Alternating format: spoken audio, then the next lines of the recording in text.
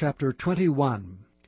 Then there was a famine in the days of David 3 years, year after year.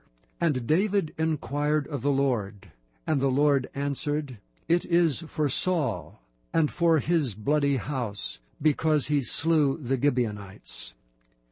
And the king called the Gibeonites, and said unto them, Now the Gibeonites were not of the children of Israel, but of the remnant of the Amorites, and the children of Israel had sworn unto them.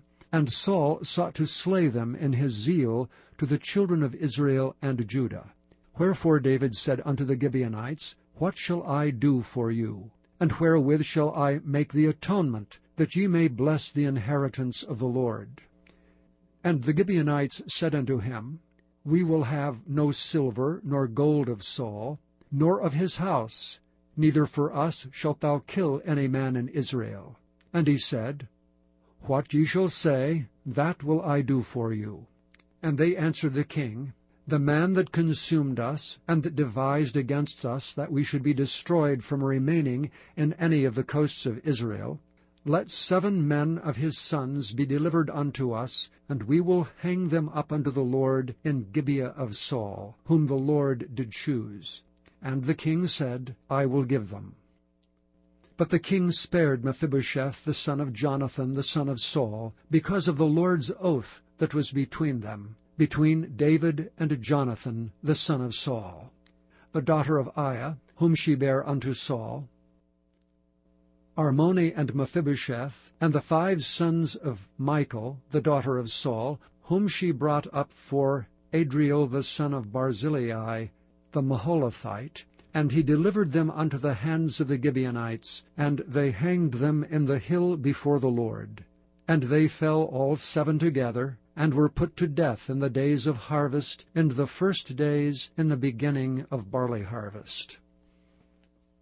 And Rizpah, the daughter of Aiah, took sackcloth, and spread it for her upon the rock, from the beginning of harvest until water dropped upon them out of heaven, and suffered neither the birds of the air to rest on them by day, nor the beasts of the field by night.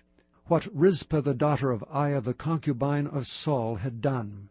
And David went and took the bones of Saul, and the bones of Jonathan his son from the men of Jabesh-Gilead, which had stolen them from the street of Bethshan, where the Philistines had hanged them, when the Philistines had slain Saul in Gibeah.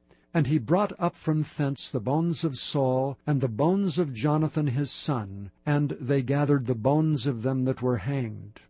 And the bones of Saul and Jonathan his son buried they in the country of Benjamin in Zelah, and the sepulchre of Kish his father, and they performed all that the king commanded. And after that God was entreated for the land.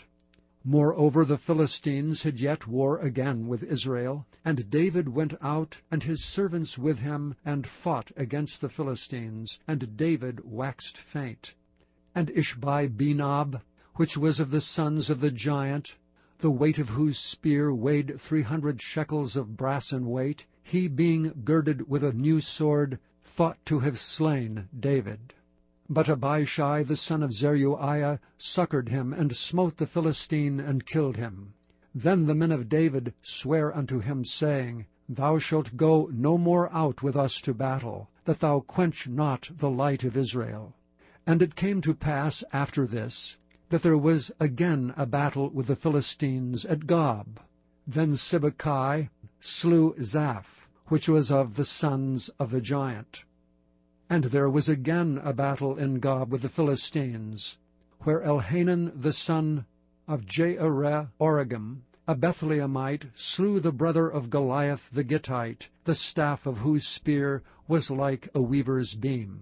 And there was yet a battle in Gath, where was a man of great stature, that had on every hand 6 fingers, and on every foot 6 toes, 24 in number. And he also was born to the giant. And when he defied Israel, Jonathan the son of Shimeah, the brother of David, slew him. These 4 were born to the giant in Gath, and fell by the hand of David, and by the hand of his servants.